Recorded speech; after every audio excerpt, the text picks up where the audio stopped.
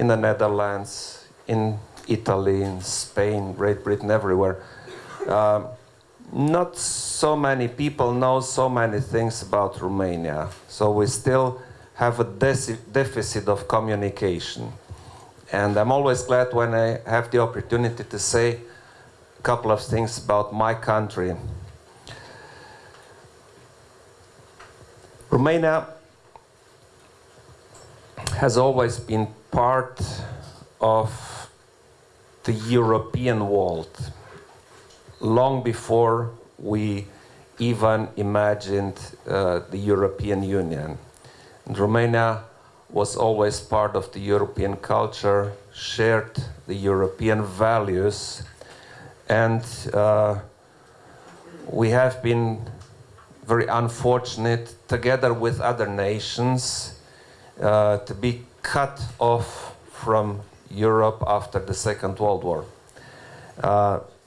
This didn't mean that we abandoned our values, and it didn't mean that we really changed. Just the global conditions changed, and it was not to our advantage. So now, after many decades, we have the chance and the opportunity to come back to Europe, to come back to what we think was always our world. Obviously, Romania has to catch up, because those years of communism have been very difficult years. Few people talk nowadays about what happened during communism, and I do not want to transform the discussion into a discussion about communism. But under the line, I can tell it was extremely difficult for us. It was extremely difficult because we had a weak economy. We had a situation where freedom of speech was not guaranteed. Freedom of travel did not exist. Freedom of association was impossible. We had only one party. Everything else was forbidden. So you can imagine it was tough. Now we have to catch up. And this catching up is not only economically, it has other facets too. We rebuilt, we reinvented the Romanian democracy after December 1989. But in terms of democracy, we are still a young democracy, so we have to catch up here too. I think in the last 26 years, we did a decent job. Romania became member of NATO in 2004, became member of the European Union in 2007, and now as we're in 2016, I think that Romania is not only a country in Europe, it is a European country, it's a full member of the European Union, and as I mentioned the European Union before, we believe in the European Union. Nowadays, a lot of people talk about the European Union as of a project of the past. They do not believe in it anymore. This is too bad, because the project is a very good one. European Union is a very good, a very valuable project. And Romanians believe in the European Union. We think that a better European integration is our path to the future. The situation in Romania is way better than it was 10 years ago. It's maybe hugely improved if we compare it to where we have been 25 years ago. Where we still have to really catch up is economy and commerce. But we are working on these two. Where we probably are a partner with an interesting input into the European Union is culture, values, and surprisingly, democracy. Democracy and tolerance. I don't know if some of you know that I'm president of Romania, and I like that. But I'm not ethnic Romanian. I'm ethnic German. I come from the German minority in Romania. In numbers, the ethnic Germans in Romania are 0.4% of the population. I myself have been elected with 55% of the votes of all Romanians.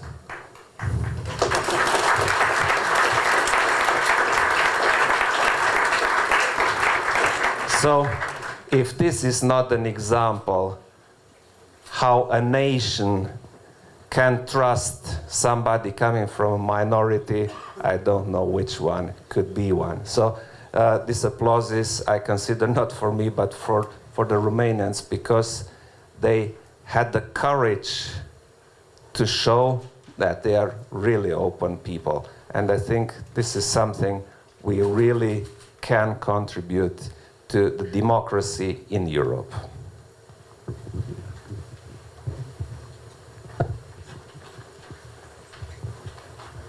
Hello, Mr. President. My name is Daniel, and I'm from Moscow, Russia.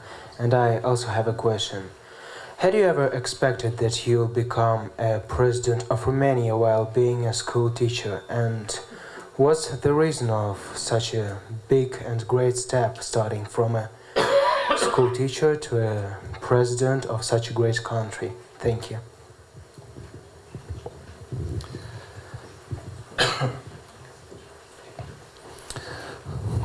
When I decided to become a teacher, the highest career step which could be imagined during that time for somebody in my position was to become, if he was very fortunate, headmaster of the school. There was absolutely no chance for a higher position because the communist society was not of that construction. I did not become headmaster of my school. But after our revolution in 1997, people asked me to go into the school administration for some reasons, which I did, so I became a school administrator. And later, people from my community asked me to run for mayor, which I didn't. I became mayor of my city. Very nice community called Sibiu, in the center of Romania, medieval town. You should visit it one time. That was very unexpected. The fact that I became mayor was very unexpected for everybody, including me. Because I never imagined to go into politics. I had no desire. But after the people of Sibiu elected me, guess what? I began to like it. I began to like to work for the community. And this is what I did for 15 years. Then other people said, why don't you run for president? And I did that, and I became president.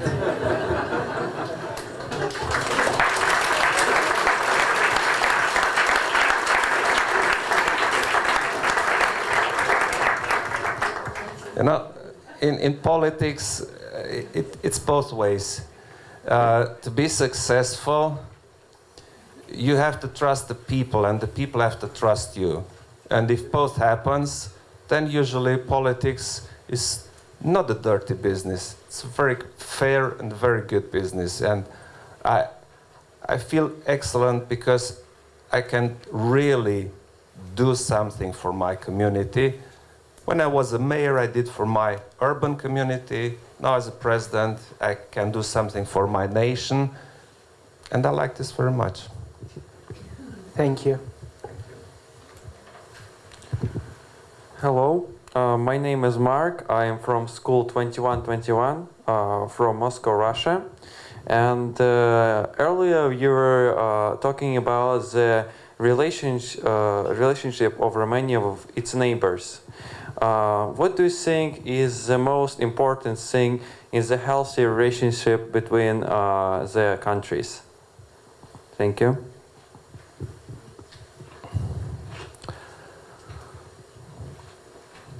Shall I imagine that you wanted to ask about the relation between Romania and Russia? Maybe. Well, you know, if somewhere we have a problem, we should talk about it, because if we do not talk about problems, only about things which function, then we will end up having more and more problems. So I think that we are in a situation which is not good. It's not good for either side. And the solution to it is talking together. But talking together is very easy, like we do it now. When it goes up into politics, into international politics, it becomes more and more complicated. And right now we are unfortunately in a position where we don't talk very much to Russia, and Russia is not talking too much to us. I still believe that talking about the problems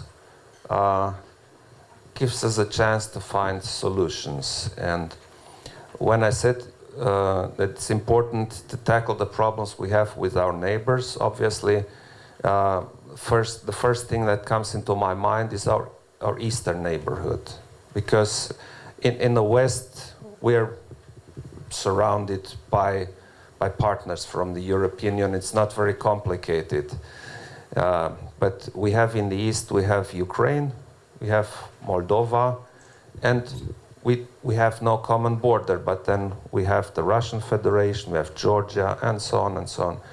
And I believe that the Eastern Partnership is the key to successful relation with all the nations east of the European Union. It's not very easy, especially as we have more or less declared conflicts in Transnistria, in Donbass, and other areas. But maybe wisdom will win this game, and we will start talking again, and then things will be better. But the fact that young people do not have this problem is very encouraging for me, because if you talk together, you will find, what I said before, you will probably find that you care about the same things, that you want similar things, and that the differences are very often inherited or even artificial. Good afternoon, Mr. Iohannis. My name is Natalia Kostic. I'm from Zrenjanin Grammar School in Serbia. And after the elections in 2014, you posted on Facebook, "We won thanks to you," and the Romania we want is not the state of conflict and revenge. And I would like to know, how does the new Romania without conflict and revenge looks like? Thank you. Well, unfortunately, I haven't managed to expel conflicts from Romania, but at least in the area where I work in politics, I managed to make people talk in a lower voice, sometimes listen to the other, and some of them well, they sort of gave up their very conflictual way to confront the other. This is a process which takes very long. But I promise to approach politics in a different way, in a new way. And this is what I still do. I think it will take years and years. But my finding is that more and more people understand what I mean when I say I want to go back to normality. I do not want to have exceptional, extraordinary, unusual things, because we had all that. I want to have a normal country with normal people, with a normal life, and then together, maybe, we can do exceptional things.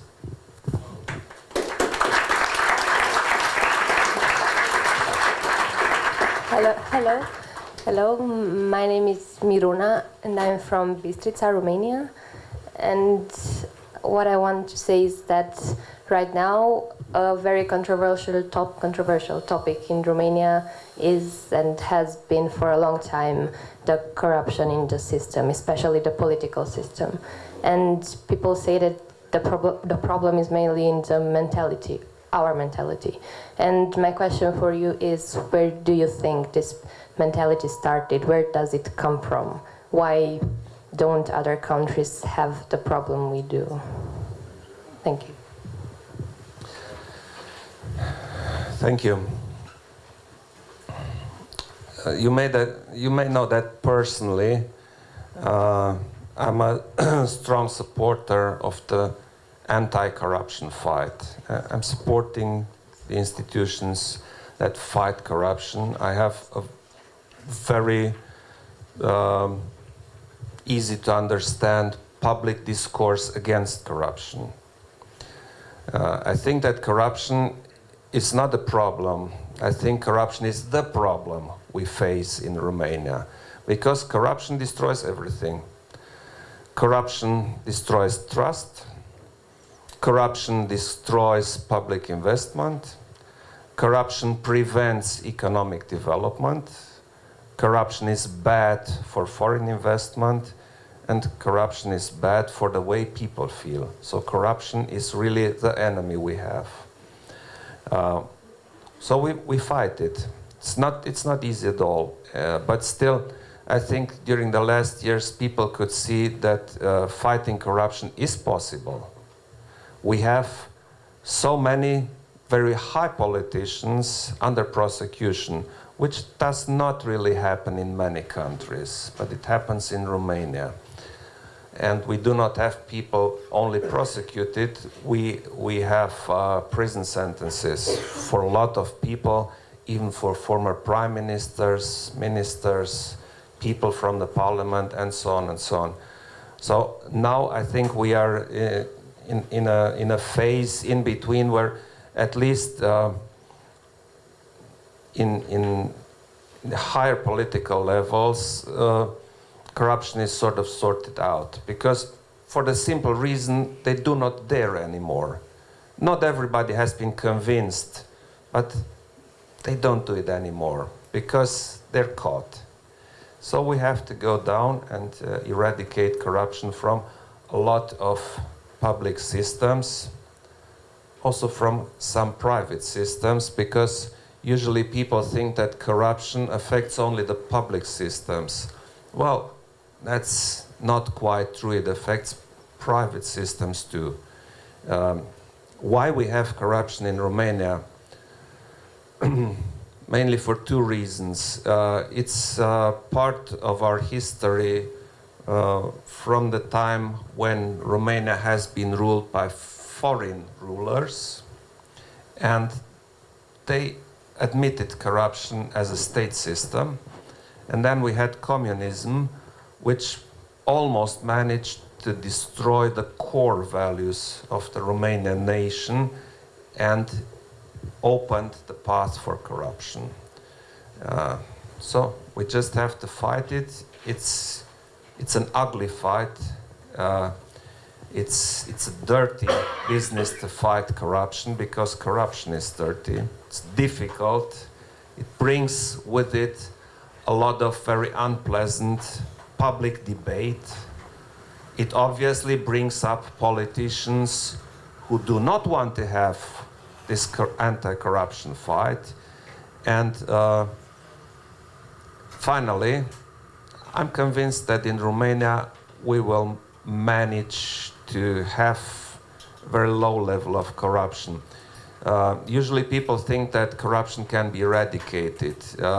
It can be brought down to a level where it doesn't damage anymore, but then you have to stay on it. Corruption fighting never ends, because if you end it, it comes back. And recent studies show that it's not so bad anymore. In Romania, 29% of the people declared that they had to bribe at some point, which is quite a lot for the European Union, but compared with countries in our region, in the vicinity, it's way better than it used to be before. So I'm optimistic.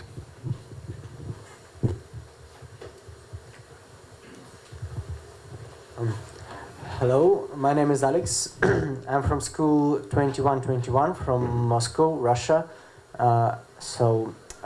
Romania, as you said, is the new member of European Union. And does Romania feel comfortable in it, or there are some problems that have to be solved, some specific problems? Thank you. We don't only feel comfortable, we really like it. We like it, and this is what we believed is our place. Before Romania became a member of the European Union, basically everybody was pro-European Union, and all the polls showed that Romanians want to be European citizens in a proportion of 75 to 80%. Even now, after 10 years, polls show that Romanians are pro-Europeans. Romania is, according to the latest polls, the most pro-European country in the European Union. The option pro-Europe, pro-European Union, still ranges between 65 and 75%, which is a lot. It's a huge lot compared to the countries where the pro-Europeanism came down, in many countries under 50%. So we wanted to be there. We are glad to be there. Hello, my name is Rui. I'm from the Netherlands, from the St. Maartens College. And you said in the beginning of the dialogue that the European Union is a valuable product. But how do you deal with the loyalty of the European Union? Because there was a Brexit, and people in Italy, French, and in the Netherlands are calling for a referendum to leave. So how can it be a valuable product when there's no loyalty anymore? Thank you. It's very difficult to talk about loyalty, because loyalty comes in a package with something which we do not talk so much, which is too bad, but I believe comes in a package with patriotism. So if you come from the Netherlands, you're probably more or less a patriot of your country. But I do not believe that you feel a patriot of the European Union, even if you benefited. And that's the problem. People benefit from the European Union, but they don't really find something with which they can identify in the European Union. And as life became better and better over the years, most people got simply used to be in the European Union. Everybody has a good life, or almost everybody. People can travel, people can fly, people can go to different schools, they can go to camps, you don't need passports anymore. Nobody asks you why you go to different places. The economy is strong. The commerce is strong. You can buy goods. If you don't like it in the Netherlands, you just take the car and go to Germany and buy what you need, or to France or to Belgium, and everything's fine. And everybody gets used to it. And it doesn't seem at all extraordinary, because this is what we always had. So we do not talk about things we have, but we start talking about things we do not have. And if we start talking about things we do not have or which do not make us happy, it's very easy to slide towards a logic which says, well, I don't care about this and this and this because it's ours, it belongs to us. But we don't have certain things, and this is because of the European Union. And this is because in Brussels we have those huge institutions and they do nothing. And some smart populists being a kind of a politician, but instead of bringing in ideas, populists take ideas from people who are very unhappy and tell them things which they already knew, as if they didn't know those things. And all of a sudden we have entire parties talking against Europe, and a lot of people listening to that because they think, well, sounds interesting. And so we enter the mechanism which blames the European Union for things which actually are not of the European Union. And if you go deeper into what these people say, you find that they're talking about national problems. But instead of taking the responsibility for the national problems and coming up with solutions, they simply say, that's the European Union, it's Brussels, they're the fault. But Brussels doesn't say much because it's not a state. Nobody's a patriot of the European Union to stand up and say, no, you're not right. The European Union does this and this and this and functions. So, strange enough, during the last decades, we had almost no politician talking about what the European Union does for the people, why so many things function, why the economy grows. But we have a lot of people who tell the voters that things do not function in their country because of the European Union. And this is very unfair because a lot of things function because of the European Union. We just don't talk about those. But others talk about the bad things, blaming the wrong guy. And this is how we ended up to have a lot of Eurosceptical parties nowadays, and more people thinking that the European Union is maybe not necessarily such a good thing. I personally believe that it's a very good thing. And I also believe that we should have more politicians talking about what the European Union does for you. At least to counterbalance those guys who tell you what the European Union does not do for you. Apart from this, still, this is my personal opinion, we are lacking an identificator. We need a project which make people feel good, at least, or proud to be in the European Union. And unfortunately, the European politicians didn't manage so far to present the European Union as something which is more than economy, more than commercial exchange, which relies on our European values, which promotes our basic freedoms, and make a mix out of this, which inspires people, not in a rational way, but in an emotional way. Because politics, strange enough, is usually not about rational, it's about emotional. And what we lack in the European Union now, still, is the emotion. We do not really feel good because we are Europeans. We are Europeans because this is okay, but okay is not strong enough.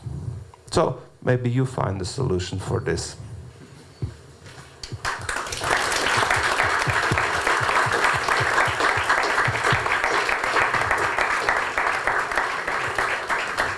Hello, Mr. President. I am Abdullah Bayindir. I am from the Gustav Heinemann Gesamtschule in Germany, and I want to ask something about the refugees. You know, Europe has a refugee crisis, so how does it work in Romania? Many countries closed their doors for these refugees. And do you have any refugee camps, and how does it work with the education for the children? Thank you. We have refugees, not many. When the migration wave started on the Balkans route, because this is something which is in our neighborhood, people didn't come to Romania. Romania is not a country of transit, it's not a country of destination. One day, roughly a year ago, 2 migrants got lost from their group in Serbia, and they ended up in Romania instead of Hungary. And our police caught them and said, "What are you doing here?" And they said, we're migrants. And what are you doing in Romania? And they started to cry and said, we do not want to be in Romania because we do not want to go to Russia. We want to go to Germany. So this is the way migrants see Romania, which is unfortunate for us and for Russia, but everybody wants to go to Germany. And this finally happened. Most of them went to Germany. We started in the European Union to look for solutions, and some solutions were better, some were not so good. However, a decision has been taken that countries should take migrants from Greece and from Italy directly, so that they do not wander through Europe and become lost or exploited by whatever people who asked money to guide them. Schlepper in German.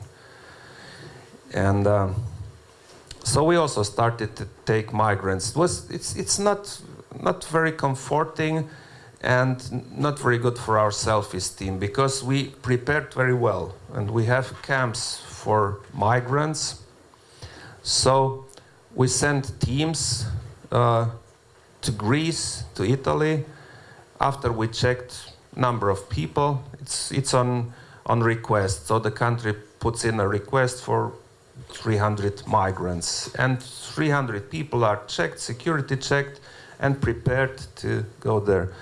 So usually when our teams went there, we had, I don't know, 30 people prepared, but you couldn't find them because they didn't want to go to Romania. So instead of 30, we found only 7 or 8. And the next time, again, 5 or 6. And so we have altogether only a couple of hundred migrants, which we brought to Romania. We have special camps. We are caring for them. We are integrating them. We never had a problem with the locals. I mean, people from the camps, some find easy their way to the local community. Some stay longer in the camp. Some still want to go elsewhere. But we don't have a management problem, and we will not have an integration problem.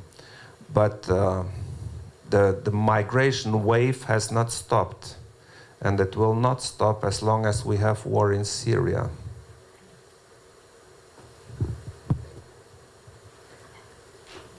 Hello, my name is Ivana, Kiev, Ukraine, and I have a question to you. You're privileged, it's the last question. Okay. You told that Romanians' direction is right to Europe, but what about your education? Is Romania going to create your own road to improve your education, or you're going to go more to European education? Thank you. the Romanian educational system was not bad ever since I was a student. And it's still okay, but my ambition is to make it way better. And one of the first projects which I designed with my team and started was a project which we called Educated Romania. It's designed to make the whole education system, not only the school system, lifelong education, to the whole education system better. This is because Romania wants to be stronger and more competitive. Nowadays, in the global world, not only individuals have to be competitive, nations have to be competitive too. And a strong educational system is the key to a good future. Without education, there's no future. With a good education, the future is bright. This is valid for individuals, it's valid for you, it's valid for nations too. So one more reason to be tough and a good student.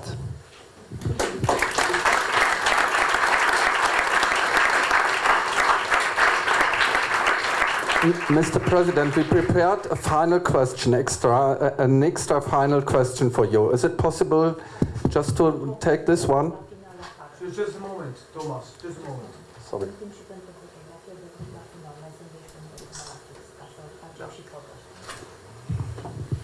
Yes, I have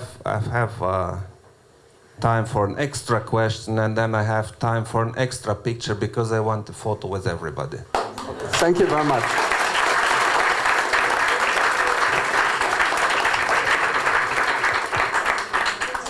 Hello, my name is Tess. I'm from the Collège Notre Dame in Gameniche, Belgium. First of all, thank you for giving me the opportunity to ask my question. I would like to know what your opinion is on Youth in Dialogue, and if you think that it should give more, like there should be more projects like these. Thank you. Well, if I had to decide, I would say it should be mandatory to have such dialogues. And if I say such dialogues, I mean dialogues with young people from different schools in different countries, but also between young people and older people like me, like politicians or managers from important businesses, because it's very important, not only for you, it's maybe more important for me, because I hear your questions and I understand what your problems are. And this happens every time when people from different backgrounds meet. And this is, in my opinion, the strongest instrument to bring people together. And bringing people together is vital in a world where we see, unfortunately, that the tendency quite often is to bring people apart. Thank you.